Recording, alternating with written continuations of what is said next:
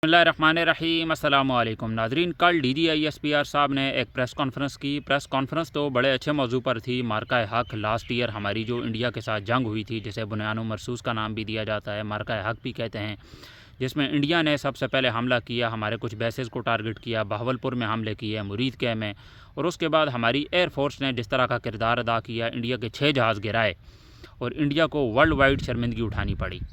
Donald Trump ने उसी तादाद को आगे बढ़ाते हुए 10 से 12 कर दिया। कल जो ब्रीफिंग दी गई है उसमें यह कहा गया कि इंडिया के 8 जहाज़ गिराए गए हैं।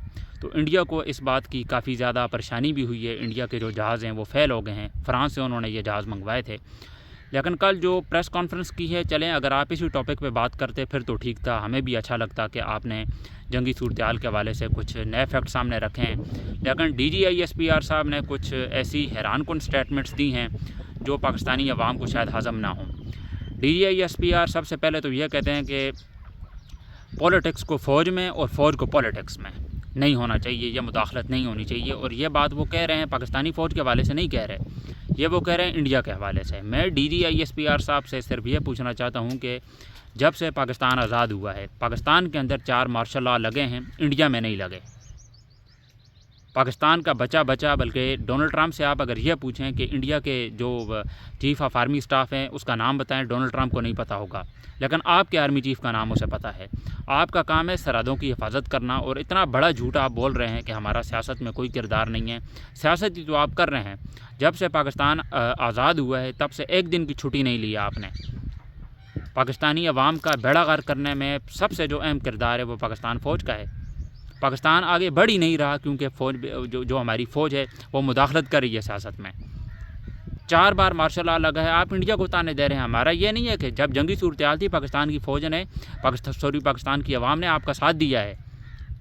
हालांकि इख्तलाफात बहुत ज़्यादा थे आपके साथ, लेकिन जो पाकिस्तान की अवाम है वो पाक फ़ौज के साथ खड़ी थी उस वक्त, क्योंकि हमारी जो जंग थी वो इंडिया के साथ थी। आपने यहाँ पर हुकूमतें गिराई हैं, हुकूमतें बनाई हैं। फस्तायत जिस तरह की हमने देखी है पिछले 4 सालों में, ख़वातीन को सड़कों में घसीटा है। और 9 मई के जो वाक़यात हुए हैं, फिर जो एहतजाज हुए हैं इस्लामाबाद में, वो कोई भी ढकी छुपी बात नहीं है। अरशद शरीफ को जो शहीद किया गया है कीनिया में, तो ये सारी चीज़ें आप किन किन से छुपाएँगे? और ये जेन ज़ी का ज़माना है। जो ज़ोरैन निज़ामियानी ने जो आर्टिकल लिखा था जिससे काफ़ी ज़्यादा तकलीफ़ हुई थी आप सबको ही, उसने बिल्कुल ठीक लिखा था। हम आपकी बात एक कान से सुनते हैं, दूसरे कान से निकाल देते हैं। ये अलग बात है। पाकिस्तान की आवाम के अंदर इस वक्त फ़ियर है, डर है, वो बाहर नहीं निकल रहे। लेकिन वजह यह है कि वो सारी बात जानते हैं। पाकिस्तान की आवाम को आप बेवकूफ़ ना समझें, और उन्हें सब पता है कि अंदर क्या चल रहा है। जिस तरह की पॉलिटिक्स पाकिस्तान की फ़ौज कर रही है, आप इतना बड़ा झूठ बोलते हुए आपको ज़रा भी शर्म नहीं आई कि हमारा कोई किरदार नहीं है। एक सियासी पार्टी को गिराने के लिए आपने वो काम किए जिसकी कोई इंतहा नहीं है। आपके अपने मफाद के लिए आपने हर घटिया काम किया है, और ये झूठ बोलते हुए आपको ज़रा भी शर्म नहीं है। और वो भी आप इंडिया की फ़ौज के हवाले से कह रहे हैं। हालांकि हमारी उनके साथ कोई भी दोस्ती नहीं है, लेकिन इसमें कोई शक नहीं है कि उनकी जो फ़ौज है वो सियासत में मुदाखलत नहीं कर रही है। और पाकिस्तान की जो फ़ौज है उनका सियासत के बगैर कोई गुजारा ही नहीं है। ये ईरान के साथ जो मुज़ाकरात हो रहे हैं, इसमें फ़ौज का क्या काम बनता है? आसिम मुनीर ईरान गया क्यों है? आप प्रेस कॉन्फ्रेंस क्यों कर रहे हैं?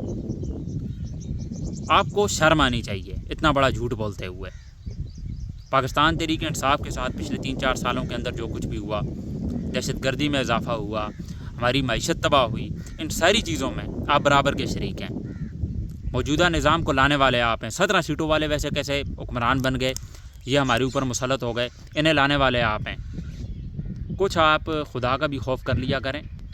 ये जनरल अयूब से ये कहानी शुरू हुई थी, उसके बाद जनरल ज़िया, जनरल याया, परवेज़ मुशर्रफ, और आप अपने मफाद के लिए आप एक्सटेंशन भी ले लेते हैं। 27 अमेंडमेंट आपने नाफिज की, इस्तिस्ना भी ले लिया, और ये सारी जो करतूत किए हैं ये आप नहीं किए हैं। ये इल्ज़ाम आप पाकिस्तान की आवाम पर ना लगाएं। और इतना बड़ा झूठ बोलते हैं आप जिसकी कोई इंतहा नहीं है।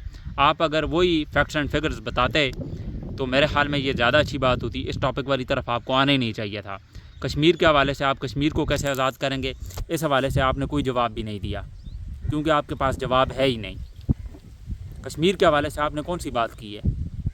जंगी सूरत-ए-हाल के हवाले से जो फैक्ट्स एंड फिगर्स हैं वो तो आपने नहीं बताए। बस इतना बता दें कि पॉलिटिक्स में हमारा कोई किरदार नहीं है। عمران خان کو آپ یہ خود کہتے ہیں کہ یہ ہوتا کون ہے؟ آپ یہ کون ہوتے ہیں یہ پوچھنے والے کہ وہ کون ہے؟ پھر آپ کہتے ہیں کہ ہمارا سیاست میں کوئی مداخلت نہیں ہے، عدالتیں آپ نے وفاقی آئینی عدالت آپ نے بنائی ہے۔ عاصم منیر جو ہے امریکہ میں کیا کر رہا تھا؟ ڈونلڈ ٹرمپ کے ساتھ وہ بیٹھ کے وہاں پر گپیں جو کر رہا تھا، یہ اس کا کام بنتا ہے گپیں کرنا؟ کچھ آپ خدا کا خوف کریں، ہمیں پتہ ہے پاکستان کی عوام کو آپ بالکل بھی بیوقوف نہ سمجھیں، یا وہ عوام نہیں رہی ہے جس کے پاس اویئرنیس نہیں تھی۔ پاکستان کی عوام اب غریب سے غریب بندہ بھی اس وقت جو ایک ان پڑھ بندہ ہے اسے بھی پتہ ہے، اس کا بھی کامن سینس ہے کہ پاکستان کی فوج کا کس طرح کا کردار ہے پاکستان کی سیاست میں، اور سیاست کے بغیر آپ کا گزارا نہیں ہے۔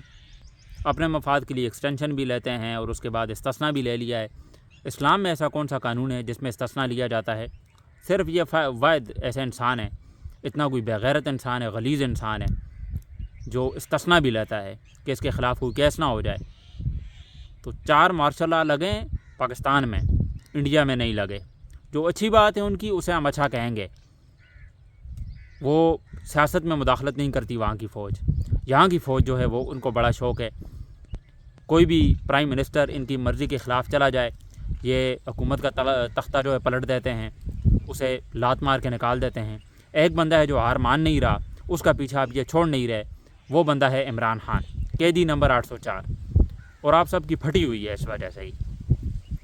یہ آپ نے افغانستان کے اوپر حملے کیے، غزب الحق، یہ کس طرح کی جنگ آپ کر رہے ہیں؟ اس کے بعد آپ ایک ٹی وی ایڈز بھی بناتے ہیں کہ یہ نان بیچنے والے، انہوں نے پھر بھی وہ گراؤنڈ کے اندر رہے ہیں، جنگ لڑی ہے انہوں نے، انہیں پتہ ہے کس طرح لڑا جاتا ہے، ہار نہیں مانی انہوں نے امریکہ کے سامنے۔ آپ جو ہے اس چیز کا بھی مذاق اڑا رہے ہیں۔ افغانستان کے اندر آپ نے حملے کیے ہیں، ہاسپٹل کے اوپر حملہ کیا ہے، 400 بندوں کو آپ نے مار دیا ہے۔ کچھ آپ ہوش کے ناخن لیں، کچھ آپ خدا کا خوف کریں۔ وہ ہمارے برادر اسلامی ملک ہیں، اور عمران خان کے دور میں ان کے ساتھ ہمارے اچھے تعلقات تھے، نہ دہشت گردی تھی، ساری چیزیں کنٹرول میں تھیں، اور اب جو ہے آپ نے ساری چیزوں کا بیڑا غرق کر کے رکھا ہوا ہے۔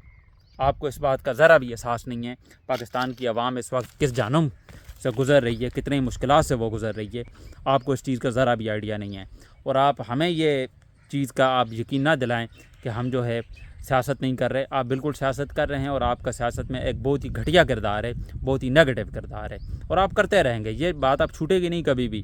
پاکستان کی یہ جو فوج ہے، یہ اب جب تک پاکستان ہے تب تک یہ فوج، اور جس دن پاکستان کی فوج نے یہ سیاست کرنا چھوڑ دی، اس دن پاکستان آگے بڑھنا شروع ہو جائے گا، یہ کنفرم بات ہے۔ جس دن پاکستان کی فوج سیاست نہیں کرے گی، پاکستان ترقی کرنے لگ جائے گا۔